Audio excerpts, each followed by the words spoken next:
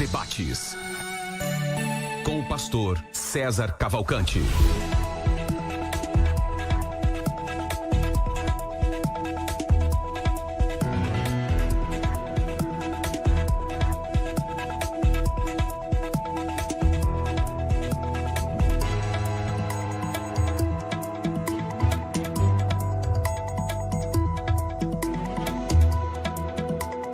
Bom dia na graça e na paz de nosso Senhor e Salvador Jesus. Eu sou o pastor César Cavalcante. Mais uma vez, para a glória de Deus, está no ar mais uma edição do debate da Rádio Musical FM. Nós vamos juntos até o final desse programa e que Deus nos ajude. Temos um bom programa, que o Espírito Santo trabalhe na minha vida, na sua, e que juntos exaltemos e glorifiquemos o nome do Senhor, porque Ele é bom, porque a sua misericórdia dura para sempre.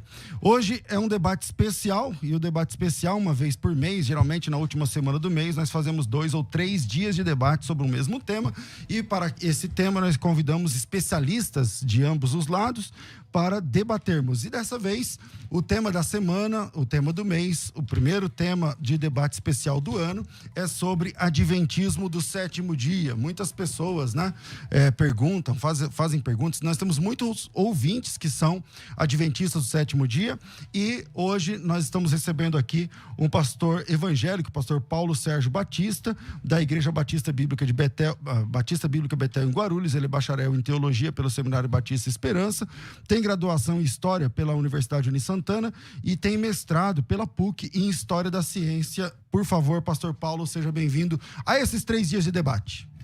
Obrigado, pastor César. É um prazer estar aqui mais uma vez, não é? É um grande prazer, porque até esse é um tema um pouquinho espinhoso, um tema que eu creio que as igrejas evangélicas merecem entender um pouco mais isso.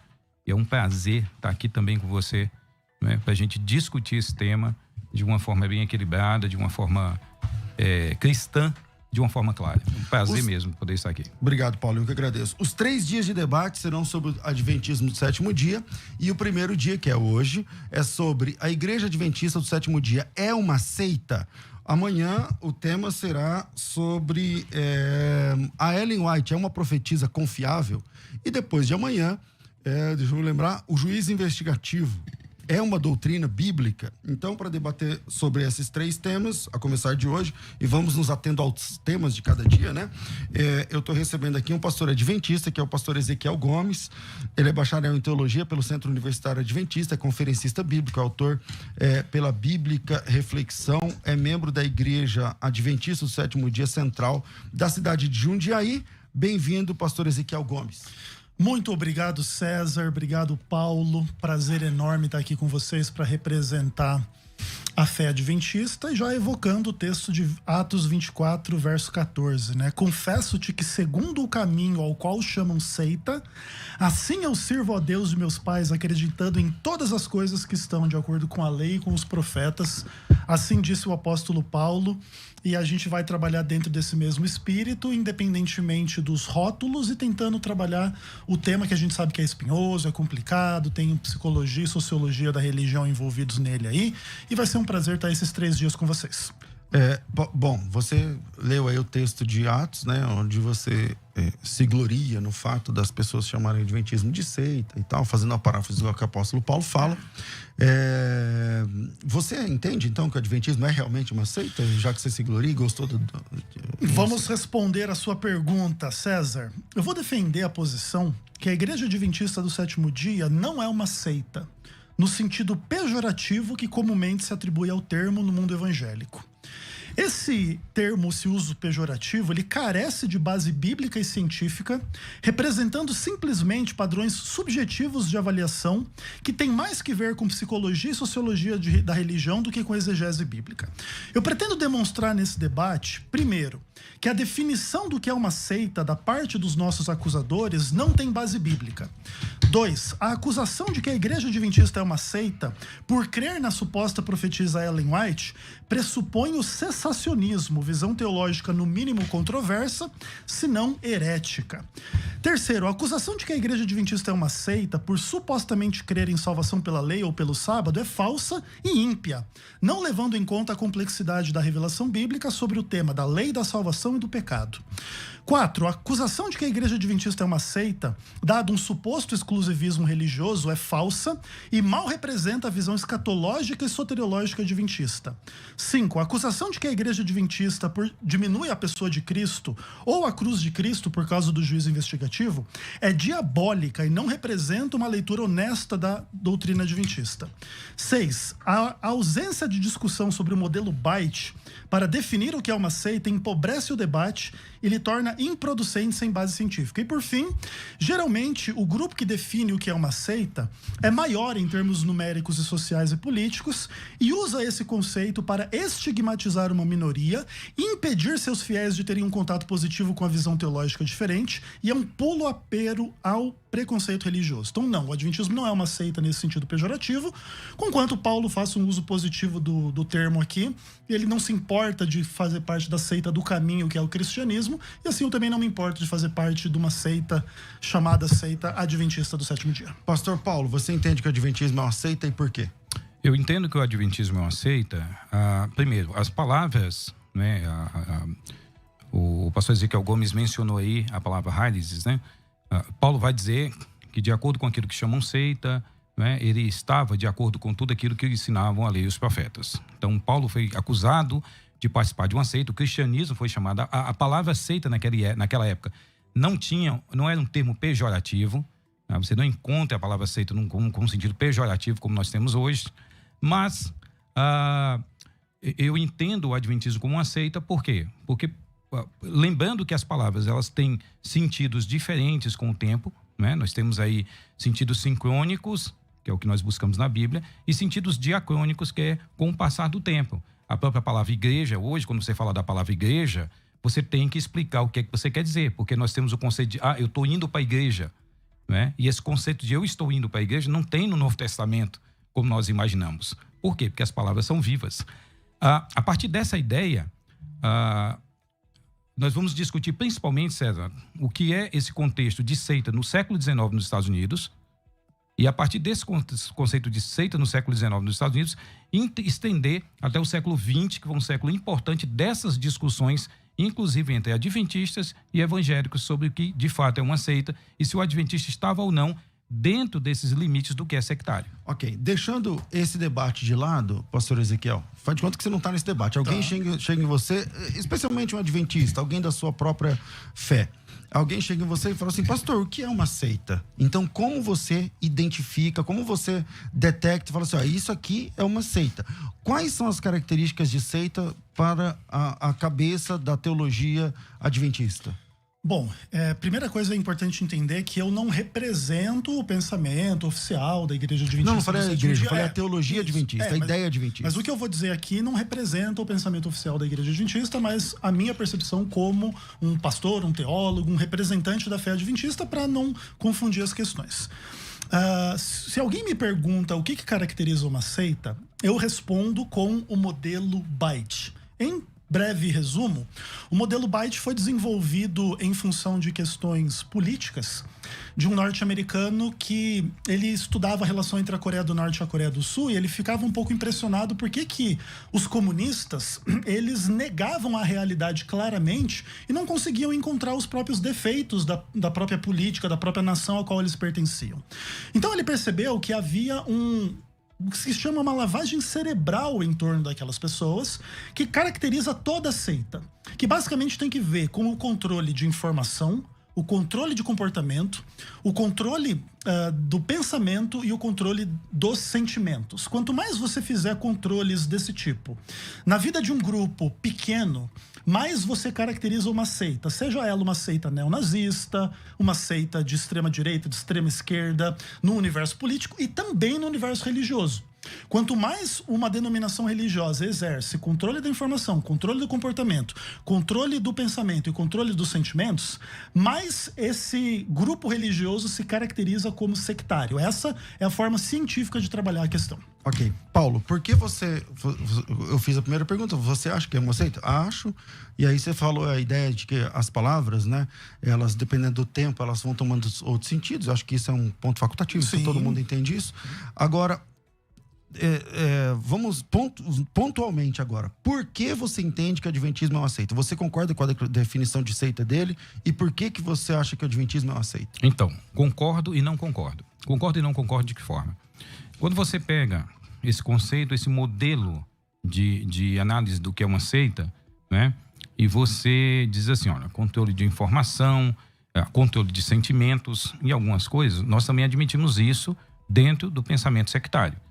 Por exemplo, todos esses estudos modernos de análise sobre seitas começou a partir daquilo que aconteceu lá na Guiana Inglesa, né? Com aquele suicídio coletivo em Georgetown, Jim Jones, né? E onde mais de 900 pessoas realizaram ali um suicídio coletivo, e, né, tomando uma substância, matou todo mundo, as crianças tomavam na mamadeira e tal. E aquele episódio demonstrou um lado da questão das seitas que não era tão discutido no meio cristão.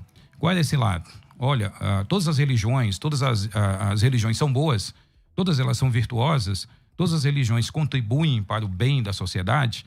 E esse era um debate. E quando você estuda sobre a igreja do Jim Jones, você vê uma igreja excelente nas questões relacionadas à sociedade. Era uma igreja, ele tinha vários filhos adotivos, numa época, numa região que não aceitava, que tinha problemas de tensão racial, tensões com orientais, e ele tinha filhos adotivos. Era uma igreja que fazia um trabalho social brilhante. Era uma igreja esplendorosa nesse sentido. Mas deu no que deu. E aí foi feita essa reavaliação. Nós, então, por que concordo e discordo? Concordo quando nós admitimos que do controle mental e tudo mais. Que existe isso. Mas que formas de controle mental, ou alguns diriam, né, dogmas, podem ser usados de forma extremamente manipulada para adquirir os mesmos reflexos dentro de alguns grupos. E o adventismo faz isso, na sua ideia? Então, é exatamente isso que eu quero discutir aqui. Porque, sinceramente, César, eu entendo o adventismo como um grupo sectário, mas quero sempre dar essa palavra para alguém do adventismo me explicar determinadas coisas. Por isso nós estamos aqui. Por exemplo, se nós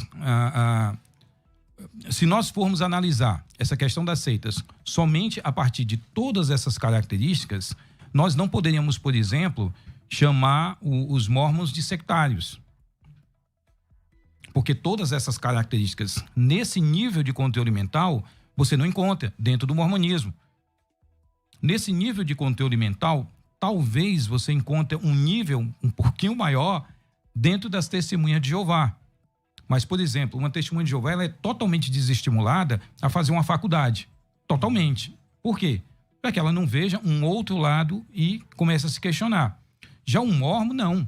Os mormons são empreendedores. O dono da Azul, né? Tá. Que o diga.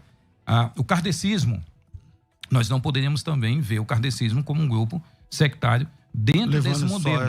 Então, esse modelo ele é interessante, sim, em alguns grupos sectários de seitas, de como ele mencionou, usou a expressão extrema-direita. Eu ainda não consegui, agora eu tenho que passar a palavra para ele, mas ainda não consegui entender por que você fala, não, é seita por causa disso. Então, mas vamos lá. Eu vou comentar rapidamente, e o que acontece é o seguinte: a importância de trazer o modelo Byte para o debate é que não é que ele livra o adventismo de ser considerado uma seita, não é esse o problema. Ou não é essa a qualidade dele.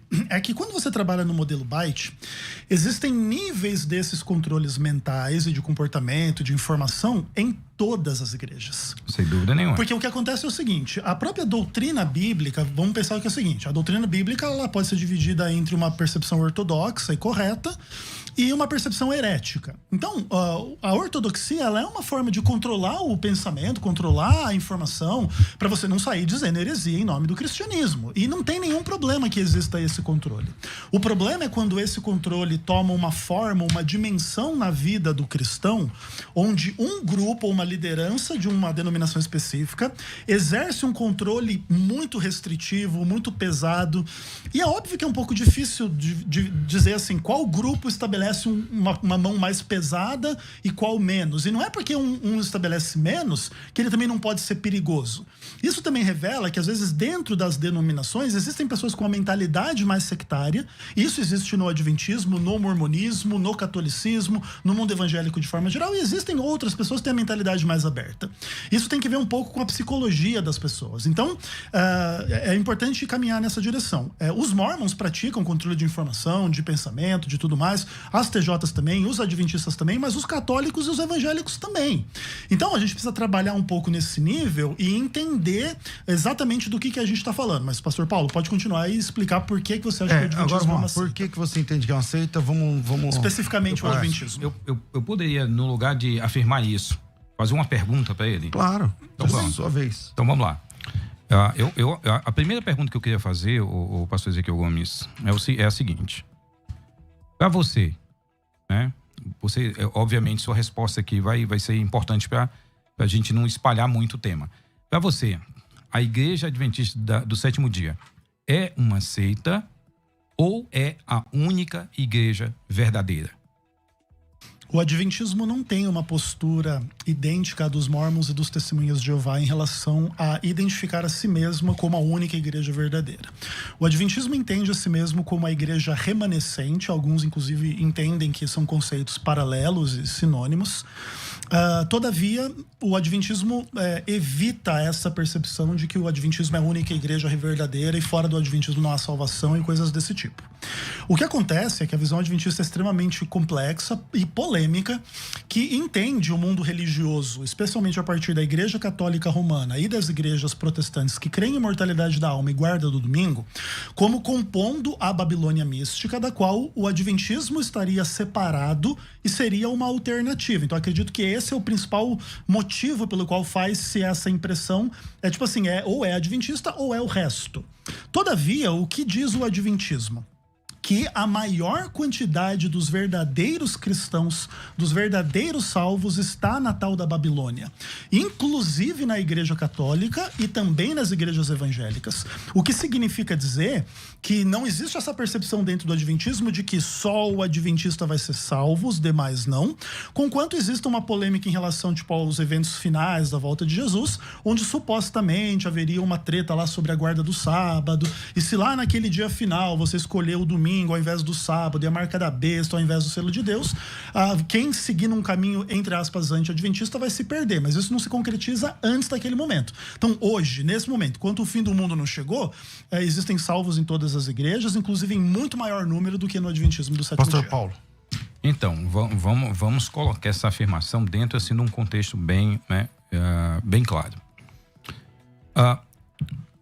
Quando nós falamos, ou quando você menciona que a igreja adventista não vê, ou alguns interpretam a igreja remanescente não como sendo a única igreja, não é isso, por exemplo, que nós vemos nas publicações. Aqui tem a revista Adventista de maio de 2010, né? Uma capa bem sugestiva, entre a verdade está aqui, ou seja, características da igreja remanescente. Quando você, não vou ler a matéria porque é uma matéria longa de capa, não dá. Mas algumas coisas são curiosas aqui nessa revista. 10 maneiras de identificar a igreja de Deus. Preste bem atenção, não é uma igreja de Deus. Não é aqui no sentido que é aplicado no evangelicalismo, César, por exemplo, de admitir que batistas, metodistas, presbiterianos, congregacionais, episcopais são denominações ou fazem parte desta igreja, que é maior. Ao mesmo tempo que o que ele falou é uma verdade. Ellen White escreveu sobre isso, outras autoridades adventistas escreveram sobre esse assunto, dizendo o quê? Que a igreja admite que em outros lugares, não é, mesmo pessoas que não estão dentro de igrejas, possam ser salvas. Mas esse jogo, para mim, o Ezequiel Gomes, com todo respeito, esse jogo, para mim, de palavras que a igreja faz, para mim é um pouco estranho. Porque quando eu chego e digo, publico uma matéria dizendo que a verdade está aqui, a matéria toda dizendo que essa verdade está na igreja adventista, 10 maneiras de identificar a igreja de Deus, com 10 características que só a igreja adventista tem, e no final, né, dizer... a Igreja Universal se compõe de todos os que verdadeiramente creem em Cristo, mas nos últimos dias, em tempos de ampla apostasia, um remanescente tem sido chamado para fora, a fim de guardar os mandamentos de Deus e a fé em Jesus. Um remanescente. Eu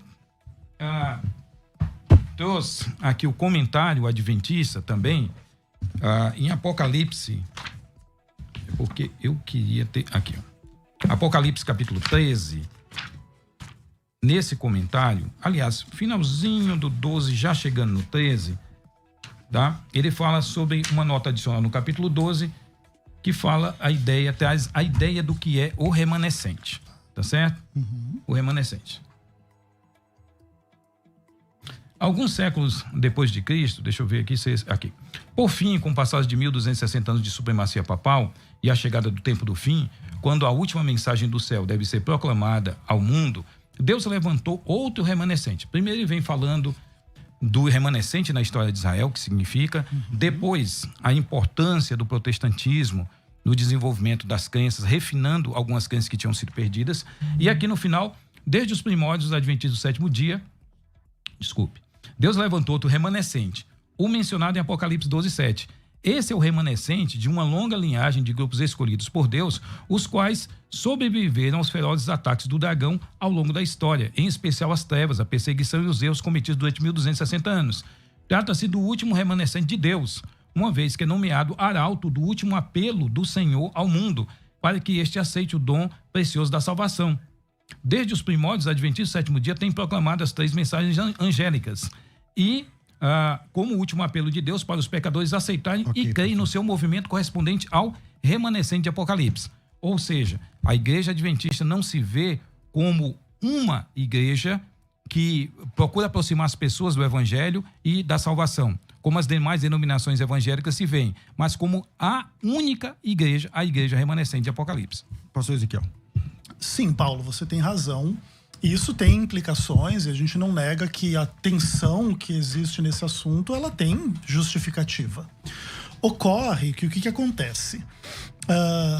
Dentro da percepção adventista, conquanto o movimento adventista seja profético e ele represente a igreja remanescente e tudo mais, o que acontece... É que lá, pastor, ele não diz que ele representa, ele diz que a igreja adventista é o remanescente. Sim, e não o representa. Não, mas é que acontece o seguinte, o conceito de remanescente, ele é bastante amplo na Bíblia. Lembra até em Romanos capítulo 9, resta um remanescente segundo a eleição da graça. Sim, mas os documentos que ele leu etc. é que a igreja adventista incorporou esse papel. Sim. Tipo assim, o remanescente a igreja adventista, não tem fora. Sim, eu não neguei isso em nenhum momento, tá? O que acontece é o seguinte, é que conquanto o adventismo entenda ser a igreja remanescente, que tem um papel profético para pregar as 3 mensagens angélicas e etc., isso não exclui as demais denominações no sentido de andarem na luz que elas têm, conterem um monte de pessoas sinceras, salvas, verdadeiras, que mais cedo ou mais tarde vão se tornar adventistas. Vão se tornar adventistas no contexto final lá da história do mundo, mas antes disso vão ser salvas nas suas igrejas e tá tudo bem. Não tem esse exclusivismo do tipo, para você ser salvo, você tem que ser adventista. A ideia seria, para você se preparar para o fim do mundo, você tem que ser adventista. É uma ideia um pouco diferente.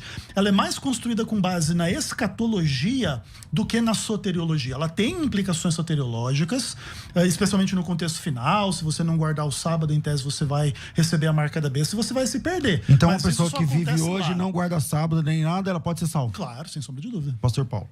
Então, esse é um ponto interessante dentro da ótica adventista. Mas, vamos lá. Quando você... um ponto que deve ser focado aqui, César, nós não podemos perder. A igreja adventista se vê como a única igreja verdadeira, a igreja remanescente. Ponto. Ela é... Se é historicamente ou profeticamente é outra discussão, mas é a única igreja. Né? Eles colocam assim que ela é vista... com os remanescentes lá do movimento milerita, em 1845 se organiza, em 1860 a igreja toma já a organização que tem, não completamente como tem, mas vai se desenvolvendo na história. Mas a ideia de que essa igreja, como uma denominação, tem um papel importante como a igreja remanescente, ela não é a igreja remanescente no século XXI, ela é a igreja remanescente dos últimos dias, que nessa contagem, 1844, tem uma cronologia fundamental dentro do pensamento adventista. Sim. Então essa igreja, com muita igreja, por exemplo, César, a Assembleia de Deus, desse ponto de vista adventista, é uma igreja falsa. A batista, falsa. A metodista, falsa. Qualquer igreja evangélica que vier na sua cabeça é uma igreja falsa. Como instituição. Agora, a ideia de que pessoas podem ser salvas dentro de qualquer lugar, nós ensinamos, inclusive de púlpito, que uma pessoa pode viver a vida toda dentro da igreja batista, dentro da igreja metodista, dentro da igreja presbiteriana e no final das contas ir para o inferno. Sei que você não quer ir no inferno, mas ir para o inferno. Vai se perder. Você está entendendo? Vai se perder. Mas o que eu estou falando aqui, que os documentos adventistas apresentam, é o seguinte: a igreja de Jesus, o adventismo, as demais movimentos que tem gente salva lá dentro, como tem gente salva lá fora. Pessoas que podem ser sinceras na busca de Deus vão encontrá-lo, ponto. Dentro de qualquer uma das igrejas que estão. Mas a única organização de Deus para os últimos dias é a Igreja Adventista do Sétimo Dia. Pastor Ezequiel. Tem muita coisa legal para tentar esclarecer aqui. E é o seguinte, vamos trabalhar a primeira percepção. Sim, o Adventismo entende que de 1844 em diante se inicia a primeira fase do juízo final, chamado juízo investigativo, e que vai culminar com os eventos lá no final do milênio, na descida da Nova Jerusalém. Então essa é a visão adventista. Ela pode ser discutida, a gente vai fazer o debate sobre juízo investigativo, não tem problema. Então sim, o adventismo pensa que nós estamos vivendo nos últimos dias e que o adventismo tem essa posição importante, ninguém nega isso, mas sem essas implicações que só a gente é salvo. Uma outra coisa, em relação à questão de que as outras igrejas são falsas, sim, o adventismo entende isso, é exatamente isso. Todavia... Para o adventismo, a igreja batista é uma igreja falsa ou verdadeira? Sem sombra de dúvida, é tudo Babilônia. Tudo Babilônia. Mas lembra que quando Deus se refere à Babilônia, além de fazer as acusações todas, o que ele fala lá em Apocalipse 18, verso 4? Ouvi outra voz do céu dizendo: retira-te dela, povo meu. Então entenda, nós entendemos que todo esse sistema religioso ele é falso, especialmente com base na imortalidade da alma e na guarda do domingo. Qualquer igreja que creia nisso é falsa, na nossa perspectiva. Entretanto, isso não é um juízo definitivo. Às vezes a pessoa não entende, não recebeu a luz, não recebeu lá milhões de questões aí que podem, no futuro, vir a convencer, vir a transformar, vir a perceber que essas ideias não têm base bíblica. E o principal motivo que gera o adventismo pensar dessa forma é evitar o relativismo. Porque então é o seguinte, as igrejas evangélicas todas são verdadeiras. Mas uma é o batismo infantil, outra é batismo de adulto, uma é aspersão, outra é imersão, uma tem que guardar o domingo, outra não tem que guardar dia nenhum. Você percebe que vai virar um monte de relativismo. Então, o adventismo tenta evitar o relativismo mantendo a sua própria unidade. Todavia, é importante dizer, o adventismo não é um movimento monolítico. O adventismo também tem as suas próprias divisões internas. Então, às vezes, aponta o dedo para o relativismo do outro, mas também tem os seus relativismos internos. Tem o adventista super legalista, tem o adventista super liberal, tem adventista que Ellen White é tudo para ele, tem adventista que é só a Bíblia.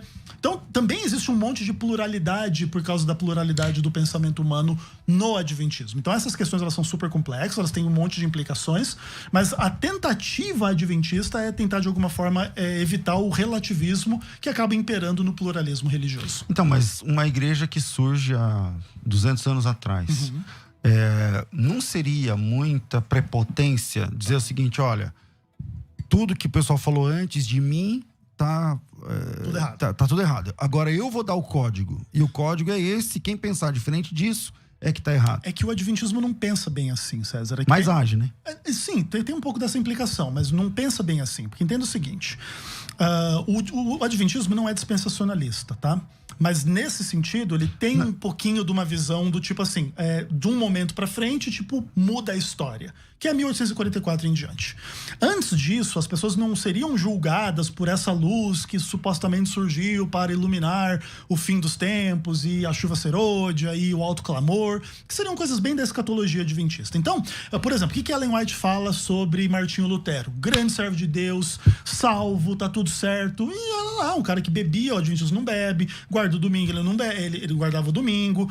O Martinho Lutero tem uma coisa lá de ele crer no aniquilacionismo, depois ele meio que volta atrás, ele tem uma coisa meio dúbia, assim, de imortalidade da alma. E aí o Adventismo entende que é salvo, foi um grande instrumento de Deus. João Calvino, a nossa teologia é totalmente anticalvinista, todavia, vai ver o que Ellen White fala de João Calvino, um grande mestre, um grande doutor, porque em tese tem um processo histórico acontecendo aqui. E no fim é calvinista, porque você entende que se tem alguém que é para ser salvo em outro lugar, mesmo lá sendo a Babilônia, ele vai entender e vai ser salvo. Não, o paradigma adventista é bem arminiano, tá? Não tem nada de calvinista. Inclusive, a doutrina do juízo investigativo é uma doutrina absolutamente arminiana, com quanto os arminianos às vezes não concordem muito. Por causa da implicação de 1844, tem umas questões assim. Mas o fundamento soteriológico da doutrina é arminiano e a gente vai poder discutir isso na sexta-feira. Mas o fato é que o adventismo não tem essa pretensão de que tudo está errado no passado, de que nada presta e que só a gente presta. Pelo contrário. É que a partir de então... É que a partir de então, em tese, acontece uma mudança no ministério celestial de Cristo, um derramamento do Espírito Santo, acontece o movimento e tal, que obviamente a gente pode questionar se isso é verdade ou não, mas essa é a visão adventista. Pastor Paulo Sérgio. Vamos lá, né? Deixar bem claro, César, que nossa discussão, inclusive no tema, nós não estamos falando da discussão da fé de indivíduos. Né? Nós estamos falando sobre um movimento. Estamos falando sobre um movimento. Então, eu não queria que nós nos afastássemos da ideia do movimento. Nós não estamos falando de indivíduos. Porque eu já encontrei, pastor César, gente na Igreja Batista. Uma vez eu estava, vários anos atrás, mais de 10 anos atrás, eu estava dando palestra numa igreja na Zona Leste, Batista, da convenção. E uma mulher, quando terminou, tinha um intervalo da palestra, ela veio conversar comigo sobre a questão da imortalidade da alma. E ela disse, olha, pastor, eu nunca ouvi isso, eu não creio assim. Eu estava falando sobre mortalidade da alma. Agora você vai dizer que a crença particular de alguém é igual, vai colocar no mesmo nível da questão da igreja, da declaração de fé, porque uma é a questão de como eu vejo, as minhas crenças. Mas essas crenças estão de acordo com a questão da fé da igreja, a declaração doutrinária da igreja? Não. Então essa mulher, por exemplo, ela estava na Igreja Batista, mas ela não compactuava com aquilo. E depois conversamos e tudo, era uma questão de confusão que ela fazia. Nós não estamos aqui discutindo fé de indivíduos, porque isso nós acreditamos que pessoas podem, nós acreditamos na Igreja Universal, né? E pessoas são que não é denominação. Que não é denominação. Essa igreja, invisível, né? Invisível de Cristo. Nós acreditamos nisso. Então, esse é um ponto importante. Não podemos... A Igreja Adventista, como igreja, como instituição, como organização, diz... Todas as outras igrejas, é verdade que pessoas foram usadas lá no passado e tal, mas todas as demais igrejas são igrejas falsas. Todas as demais igrejas são igrejas perdidas. Por quê? Porque não creem, a partir de agora, nessa revelação que nos é dada. Tá certo? Então, esse é um ponto importante. Não estamos falando de igreja, e sim... aliás, não estamos falando de crença particular, e sim de igreja. Okay. Quando você fala da questão de unidade, mas não há unidade, tal... Como você mesmo falou, não existe unidade nem entre os adventistas. Nem entre os católicos. Nem entre nenhum grupo religioso. Não havia unidade no cristianismo do primeiro século. Boa. Não havia. Quando você lê as cartas de Paulo, você vai ver tensões teológicas. Por exemplo, a tensão que ocorre em Corinto não está por trás, não é igual à tensão que ocorre em Gálatas. A tensão que ocorre na carta aos Tessalonicenses não é a mesma de Corinto. Colossenses. Então, mas o que é que nós temos? Independente, o que nós estamos falando é que existe uma fé comum, e essa fé comum é que liga o cristianismo e que faz as pessoas serem vistas como irmãos, independente de uma placa. Essa é a discussão. Posso te fazer uma pergunta? Claro. Você acha que dentro dessa fé mínima, comum cristã, você acha que os adventistas partilham dessa fé mínima cristã, ou você acha que eles realmente, nesse ponto, eles estão fora do cristianismo? Nesse ponto, para mim, eles estão fora. Tá. E eu estou... por exemplo, quando eu digo... Vou pegar o ponto da discussão hoje. Nós vamos ter 2 dias para discutir outros. Tá. Mas quando eu pego, por exemplo, a questão da única igreja verdadeira, eu transformo todo um ato de Cristo, através da igreja dele, ao longo de 2000 anos, e Jesus chega em Mateus 28, 19, e diz assim, eis que estou convosco, 19, 20, eis que estou convosco todos os dias até a consumação dos séculos. As seitas restauracionistas, o restauracionismo era muito forte nos Estados Unidos naquele contexto, elas vão dizer o seguinte, em outras palavras, o cristianismo acaba lá em Apocalipse, a igreja do primeiro século acabou, fechou, porque começa a grande apostasia, e isso está sendo agora, esse cristianismo está sendo restaurado agora, de forma mais plena. Na minha opinião, César, quando a gente faz isso, primeiro, a gente nega ao cristianismo aquela palavra de Jesus. Vou estar todos os dias até a consumação do século. E não era com indivíduos, era com igreja. Os reformadores eram pessoas que não criam fora de um contexto religioso. Eles estavam dentro da igreja católica, eles eram católicos quando eles tiveram outra percepção de determinadas coisas. Então, esse é o ponto. Para mim, quando a igreja adventista diz que é a única igreja verdadeira, que é o remanescente desses últimos dias, ela está dizendo o seguinte: Jesus, a igreja de Cristo somos nós que surgimos de um período a partir de 1845, mais de um movimento que começou antes de 1843, 44, e que depois culminou com a formação da igreja na história. Mas nós acreditamos que foi esse movimento que restaurou esta igreja de Cristo como verdade. Bom, vamos lá. Sempre quando a gente fala de pluralidade no mundo religioso, a gente tem em mente a reforma e o emaranhado de denominações que culminou depois da reforma até chegar na denominação que cada um serve a Deus hoje. Mas uma coisa muito importante que a gente não pode perder de vista é que até o ano 1050 quanto que foi o primeiro cisma? 54? 1054. Até o ano 1054 existia uma única igreja, a igreja de Jesus, a igreja de Cristo, os cristãos. Que não eram nem chamados de católicos no sentido que se aplica hoje. Exatamente. Aliás, o catolicismo, ele ganha força depois do cisma para o Ocidente, mas antes era uma igreja. Você tem credos, por exemplo, o credo constantinopolitano, a igreja em Constantinopla, que era uma potência, enfim. Aí você tem o cisma de 1054, que para mim ali começa a pluralidade, porque tem a igreja do Oriente, a igreja do Ocidente, a igreja do Ocidente começa o Papa, a igreja do Oriente começa os patriarcas e o patriarcado, tal, e aí a coisa começa a se pluralizar, e depois quando chega na reforma aí sim multiplica por 1000 isso daí. Sim. Mas existia uma única igreja, que era a igreja de Jesus, a igreja de Cristo. Como que o adventismo encara até o ano 1054? Da mesma forma, a igreja ela foi guiada por Deus, ela foi preservada por Deus. O adventismo não tem essa visão assim bem mormon, tá? Que a igreja verdadeira acabou no primeiro século e só acontece depois em 1800 e tanto. Entretanto... Então, qual era a igreja? Desculpe, qual era a igreja? Porque então? Assim, a igreja ela sempre é composta dos verdadeiros crentes, dos verdadeiros fiéis, dos verdadeiros que então são... você crê na igreja como corpo místico de Cristo na Terra. Claro, hoje. O adventismo não nega isso de forma nenhuma. Que pessoas fazem parte dessa igreja de salvos, sim, que não são crentes, que não são adventistas, que não guardam sábado, claro, que não creem em Ellen White. Sem sombra de dúvida. O adventismo mantém a visão normal. O que acontece é assim, eu entendo que o problema maior não é, pois assim, não basta a gente dizer, essa sua igreja aí ela tá errada, mas ela tem um salvo lá dentro. Agora entenda, esse é um pouco do problema contrário também. Então, mas a minha pergunta, Ezequiel, é assim, se vocês acreditam assim, por que é que vocês evangelizam crentes?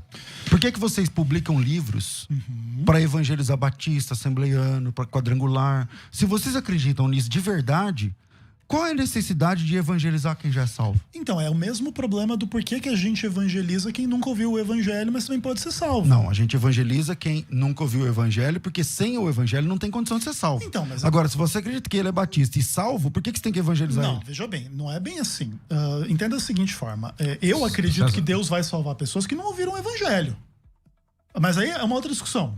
São debates X, o índio lá que nunca ouviu falar do evangelho, com o texto XYZ da atuação do Espírito Santo dele. E ele é salvo pela ignorância dele? Não é pela ignorância. Ele é salvo porque Cristo morreu por ele, porque ele enviou o Espírito Santo por ele, e o índio respondeu da forma como era capaz de responder, XYZ, no juízo infinito de Deus e tudo mais.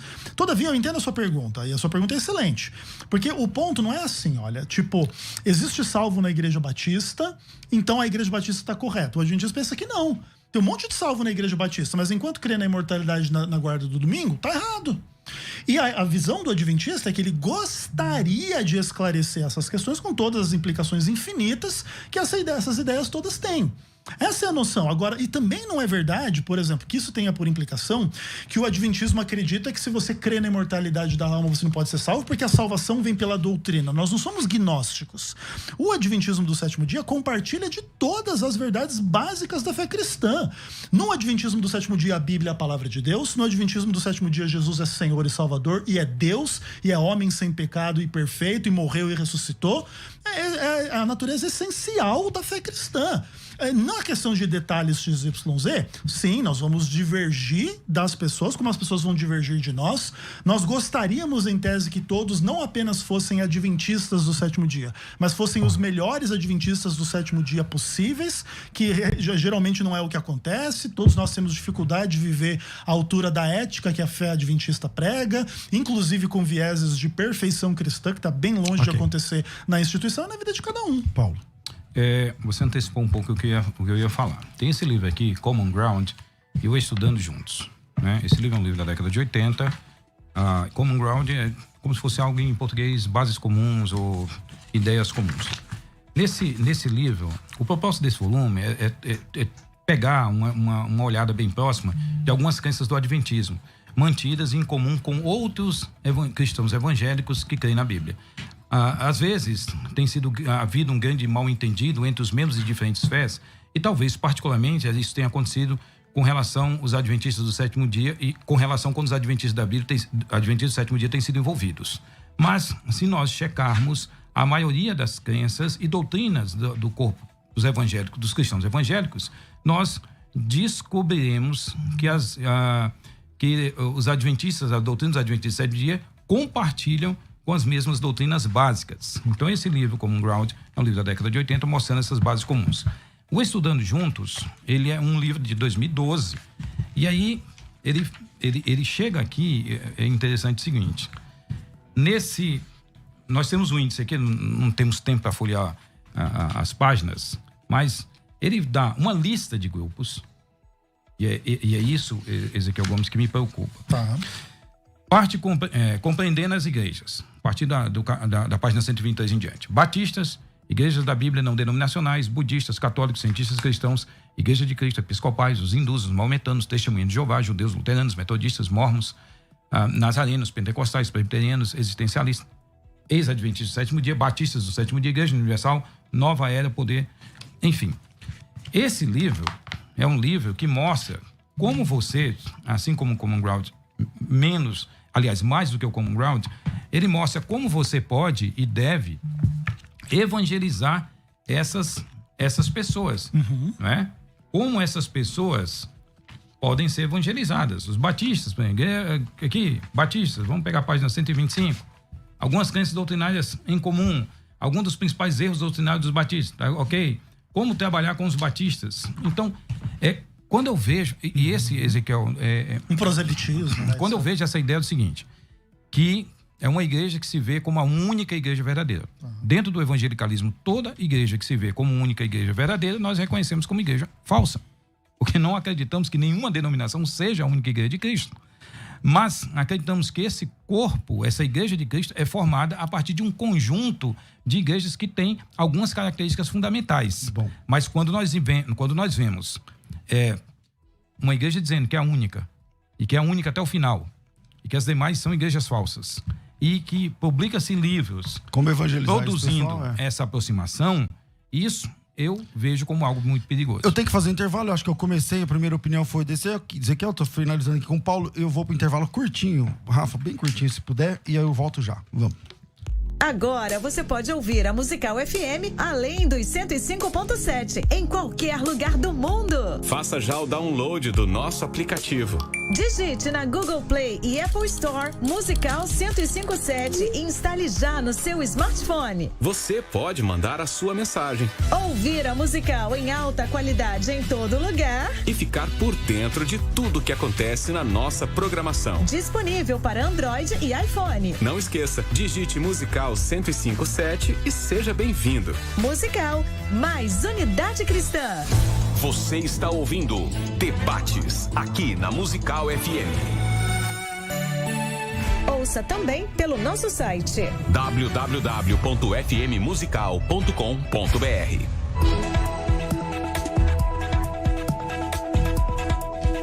Estamos de volta com o debate aqui da Rádio Musical FM e mandar um abraço aqui pro pastor Jamierson, que está acompanhando a gente. Abraço para o pastor César, os debatedores aí, professor Paulo, professor Ezequiel.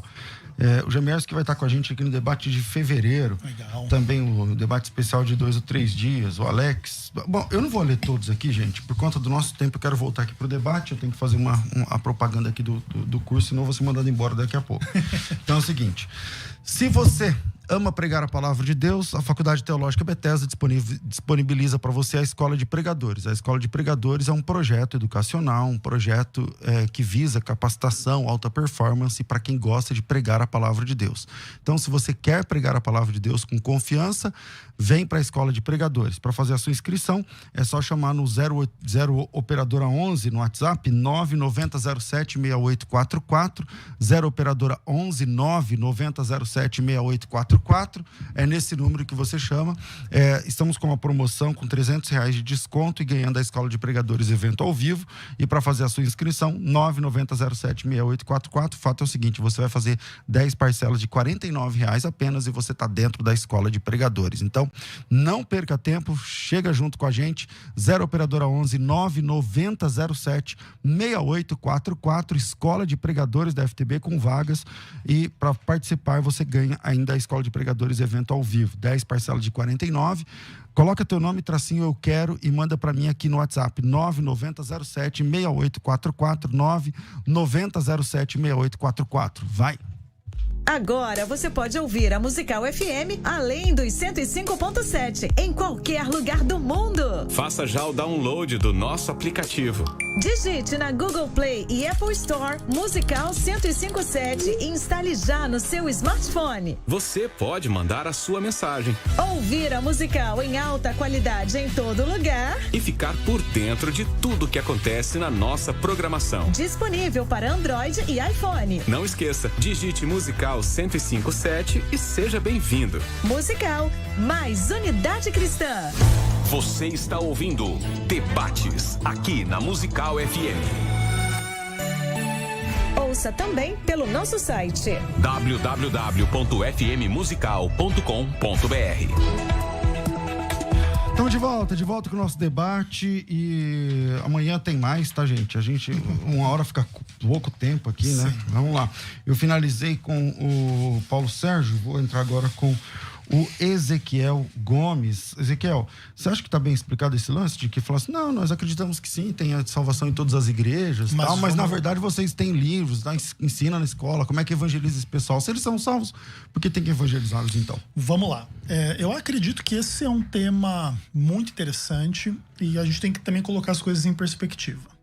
O Mark Finley, que é o autor do livro Estudando Juntos, ele faz o trabalho de evangelização. Ele é um evangelista da Igreja Adventista. Eu, inclusive, fui batizado numa conferência realizada pelo Mark Finley na Igreja Central de Curitiba, no ano de 2005, ao lado da minha mãe.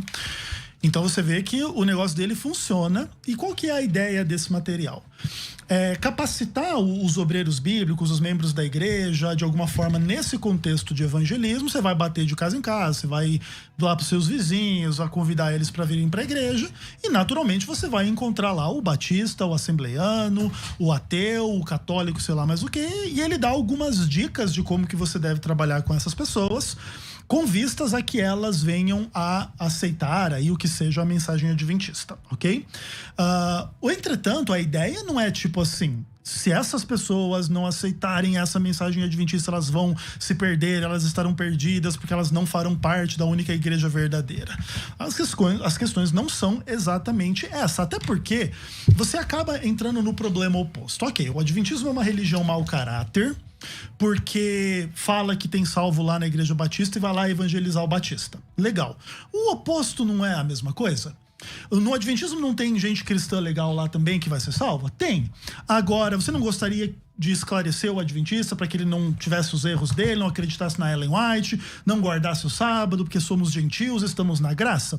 Claro que queriam. Inclusive, a maior parte desse trabalho apologético, antissectário, é exatamente isso. É você pegar a igreja do outro, dizer que apesar de ter gente boa e salva lá, tá errado, e vir trazer para você. E por que vocês poderiam fazer isso e a gente não?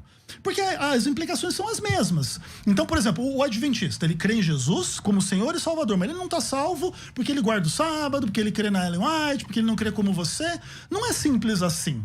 A gente sabe que essas questões, elas são complexas. Eu acho que esse livro, Estudando Juntos, do Mark Finley, é uma das piores obras dele. Eu não gosto muito desse tom, mas eu entendo. Tipo assim, a ideia não é que a gente evangeliza o batista porque ele não é salvo. É porque a gente entende que para ele estar pronto para o fim do mundo, ele tem que entender essas questões, e é isso aí. Paulo, desculpa, mas o horário tá muito curto, então você tem 1 minuto para essa fala dele aqui, 1 minuto e meio mais ou menos, e aí a gente vai para as considerações finais, infelizmente.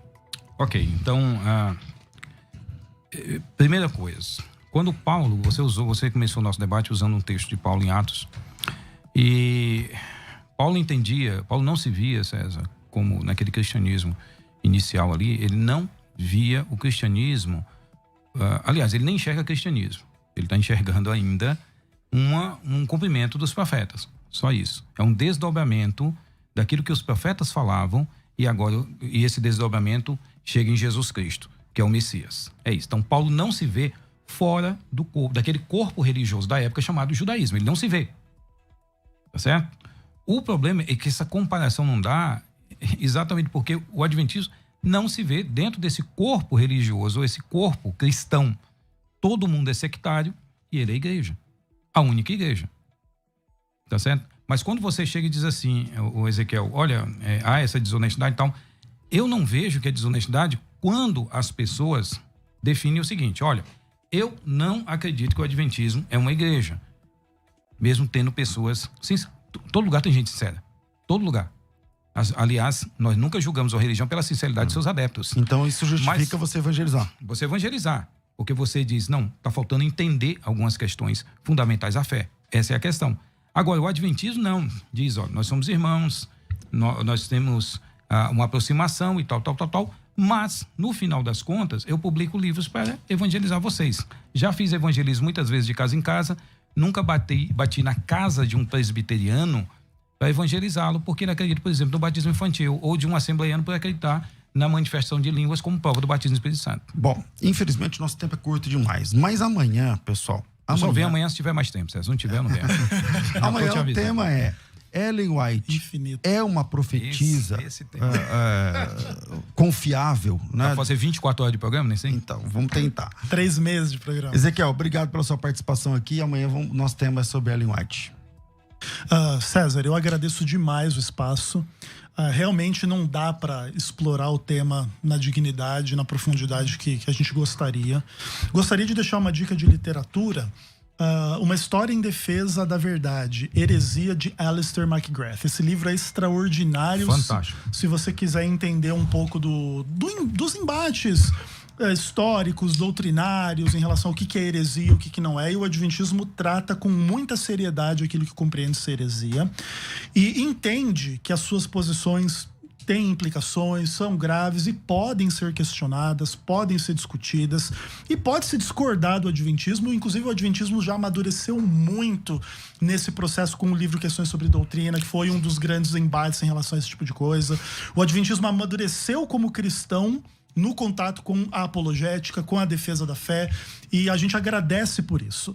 Seja como for, a gente tem o direito de manter as nossas convicções, com quando sejam polêmicas, sejam complicadas, sejam profundas, tenham implicações. A gente tenta fazer isso da melhor forma cristã, nem sempre é fácil, a gente peca, a gente erra, a gente às vezes erra a mão, e a gente também pede desculpa, mas a gente não pede desculpa por crer no que cremos, mas talvez às vezes por não conseguirmos representar o que cremos da melhor forma.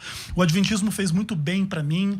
Eu sou o tipo de pessoa que encontrei no adventismo a Cristo, encontrei a Deus, encontrei uma vida fora das drogas, fora do mundo que eu vivia. Isso não é mérito do adventismo, isso é mérito de Cristo, que reina e guia a igreja adventista a despeito dos homens e a despeito de mim mesmo. Pastor Paulo, bem-vindo sempre aqui, e essa é a primeira de 3. Então, eu concordo com a sua posição. Para mim, a questão do direito, eu sempre vou dizer que qualquer grupo religioso, qualquer pessoa que creia em qualquer coisa, né, das mais próximas, as mais distantes do evangelicalismo, ela sempre terá esse direito de crer diferente, tá certo? Nossa discussão é sempre se esse direito usado está ou não à luz das Escrituras e da história eclesiástica. Agora, César, vai haver uma pós-graduação lá no Seminário Batista Livre de Guarulhos. Eu estou dirigindo essa pós-graduação em apologética, um curso bem diferente do que nós estamos acostumados a ver, inclusive fugindo um pouco só dessa ideia de heresiologia ser igual à apologética, abrindo novos horizontes e abrindo novas discussões. Tá? Se você quiser mais informações de como fazer essa pós-graduação, www.seminariobatistalivre.com.br. É isso aí. Quer divulgar alguma coisa, Ezequiel? Bom, quem quiser pode entrar lá no canal Vem Senhor Jesus, Ezequiel Gomes, vai encontrar um cara bem bonito lá no YouTube. Tem um ator? Você tá pagando um ator? Não, brincadeira. A vida é complicada. Deixa a glorificação chegar. A hora que Jesus voltar, a gente olha assim por outro. Que transformação, hein? Vamos lá. Então, obrigado, pastor Ezequiel Gomes. Obrigado, pastor Paulo Sérgio. Prazer. E amanhã o nosso tema é Ellen White. Amanhã eu apanho, né? Eu acho que amanhã não vai dar, não. Só uma hora. Eu acho que amanhã não vai dar. Ellen White é uma profetisa confiável, então a gente fica por aqui. Às 14h eu volto com o Bom e Velho Crescendo na Fé. Tudo isso e muito mais a gente faz dentro do reino, se for da vontade dele.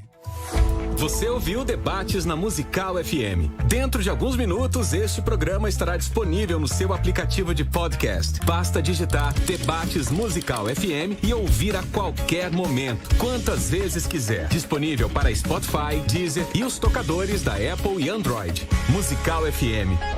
Mais